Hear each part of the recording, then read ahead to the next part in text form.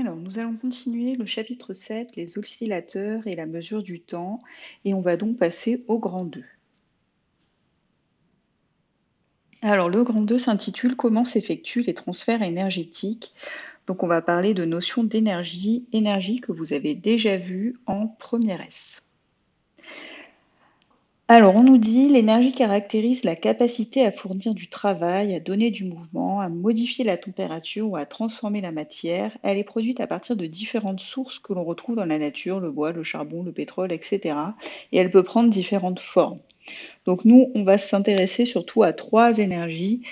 On verra d'autres énergies dans les chapitres suivants, mais dans ce chapitre, on s'intéressera à 3 énergies. Donc la première énergie, c'est l'énergie potentielle et qui est liée à la notion de force conservative qu'on a vue précédemment. Alors en rouge, on va noter une énergie potentielle n'est définie que pour les forces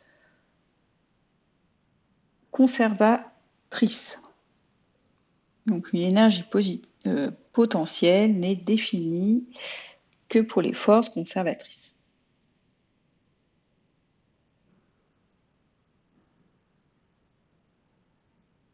Donc on a vu précédemment que le poids ou encore la force électrique étaient des forces conservatrices.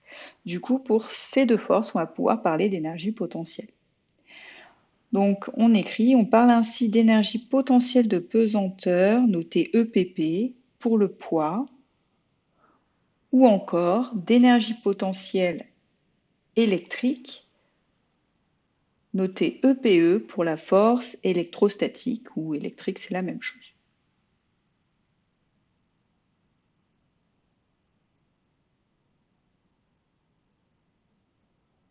Donc en première S, vous aviez vu l'énergie potentielle de pesanteur qui était égale à mgh, ça représente aussi mgz, z étant l'altitude du point en question. Donc formule à retenir.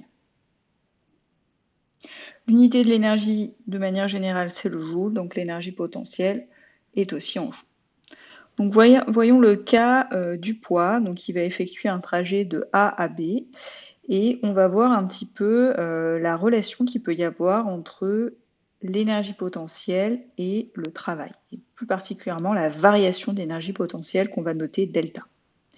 Donc la variation d'énergie potentielle de pesanteur, c'est égal à l'énergie potentielle de pesanteur finale moins l'énergie potentielle de pesanteur initiale, parce que c'est une variation, donc on fait le final moins l'initial. Donc c'est un trajet qui va de A à B. Donc le final, c'est B et l'initial, du coup, c'est A. Donc on va pouvoir écrire que EPP final, c'est EPPB moins EPP initial, donc EPPA. On reconnaît l'expression de l'énergie potentielle de pesanteur, c'est celle-là.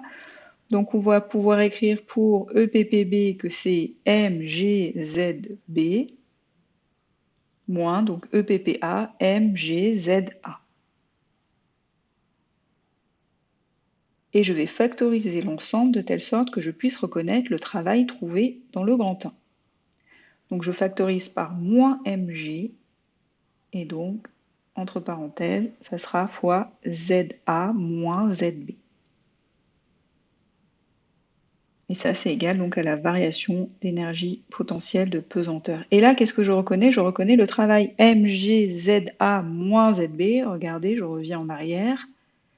Hop, ça correspond au travail de ma force de pesanteur. Seulement, j'ai un petit signe moins ici, donc ça veut dire que la variation d'énergie potentielle de pesanteur, c'est égal au à moins le travail sur AB du poids. Donc première constatation. Alors maintenant, on va faire le même travail, mais avec la force électrique. Donc on a le petit schéma à droite, on va avoir une tension électrique entre le point A et le point B. Donc cette tension électrique UAB, je vais définir un petit peu, c'est égal au potentiel électrique de A moins le potentiel électrique de B. Donc il faut savoir que le potentiel, ça se définit en un point et une tension, c'est la variation entre 2 points, si vous voulez. Mais les deux sont en volts. L'énergie potentielle électrique, son expression, c'est EPE égale QV. Donc de la même façon, on va calculer la variation d'énergie potentielle électrique, ça sera égal à l'énergie potentielle électrique finale moins l'énergie potentielle électrique initiale. Donc de la même façon, je pars du point A et je vais au point B. Donc ça reviendra à EPE B moins EPE A. Et donc EPEB, je peux le remplacer directement. Je sais que EPE c'est QV, donc ça sera QVB pour EPE final, moins pour EPE initial, QVA. Je factorise le tout de telle sorte à faire apparaître ma tension UAB. Donc il faudrait que je fasse apparaître VA moins VB, c'est ce que je fais. Donc en factorisant, ça fait moins Q, facteur de VA moins VB. Et je reconnais donc mon UAB. Donc finalement, c'est égal à moins Q UAB.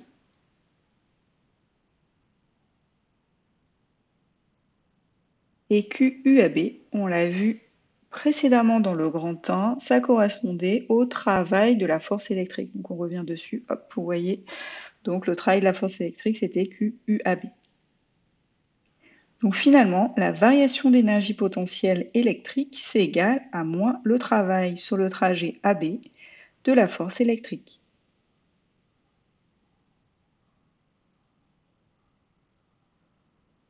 On peut donc donner la définition générale de la variation d'énergie potentielle. Donc la variation d'énergie potentielle d'un système se déplaçant d'un point A à un point B est égale à l'opposé du travail effectué par les forces conservatives de somme F qui s'exercent sur ce système.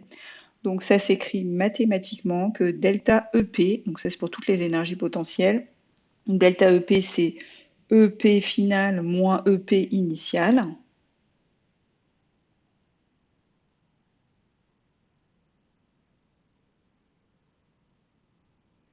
Et donc ça, c'est égal, donc comme on va d'un point A à un point B, ça fait EPB moins EPA.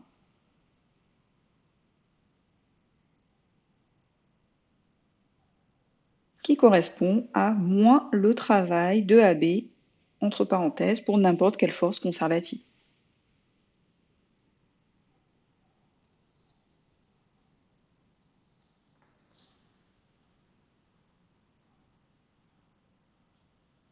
Donc voilà comment on définit la variation d'énergie potentielle. Alors dans les exercices, on n'utilisera pas tellement la notion de variation d'énergie potentielle, mais plutôt la notion d'énergie potentielle tout court, avec les formules de base qu'on a vues pour le poids et pour la force électrique. Alors ensuite, une autre énergie que vous avez vue l'an dernier, c'est l'énergie cinétique. Donc l'énergie cinétique, on va mettre sur le premier point, elle est notée EC. Donc l'énergie cinétique d'un objet notée EC est l'énergie qu'il possède, donc l'objet, du fait de son mouvement. Donc à partir du moment où on aura un objet en mouvement, il aura une énergie cinétique.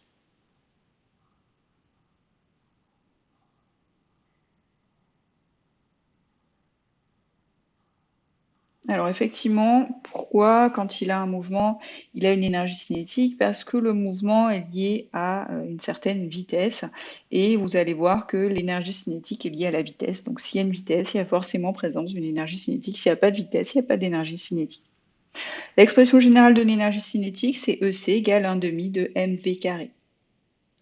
Attention aux unités, l'énergie cinétique est en joules, la masse, elle est toujours en kilogrammes, donc souvent elles sont en grammes, donc n'oubliez pas de les convertir. Donc l'énergie cinétique en joules, et la vitesse, attention, en mètres par seconde, donc si c'est en kilomètres par heure par exemple, n'oubliez pas aussi là de convertir.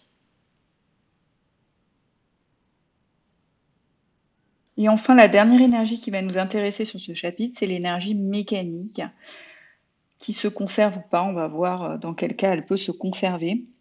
Mais on va commencer par la définir de manière générale, donc ça c'est tout le temps valable. L'énergie mécanique, on la note EM. Donc pour un système, ça va être égal à la somme de ses énergies cinétiques et potentielles.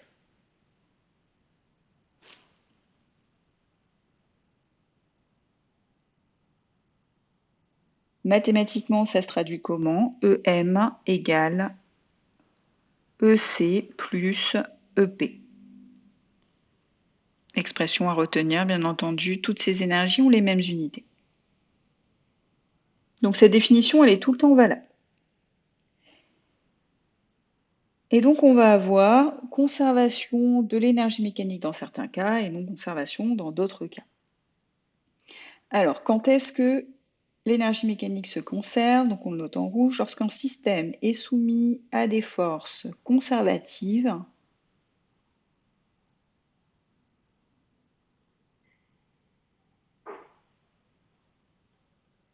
et ou à des forces non conservatives dont le travail est nul.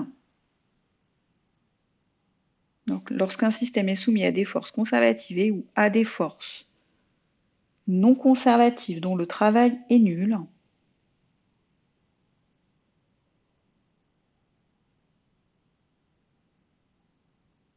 alors du coup, son énergie mécanique se conserve.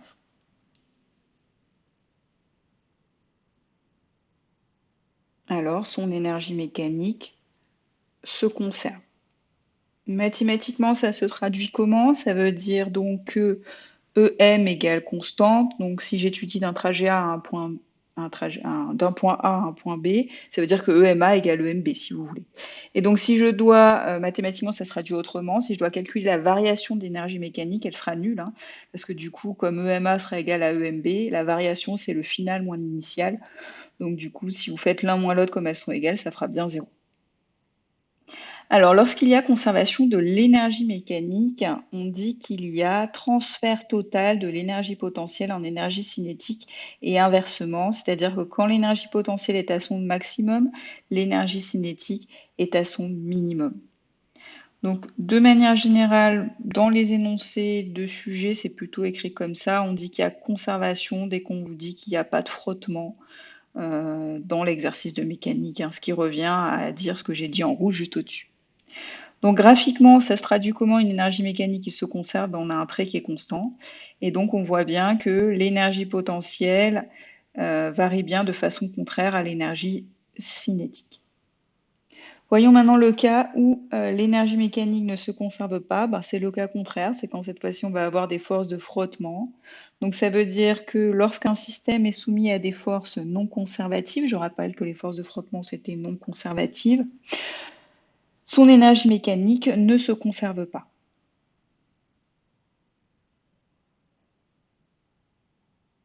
Donc lorsqu'un système est soumis à des forces non conservatives, son énergie mécanique ne se conserve pas.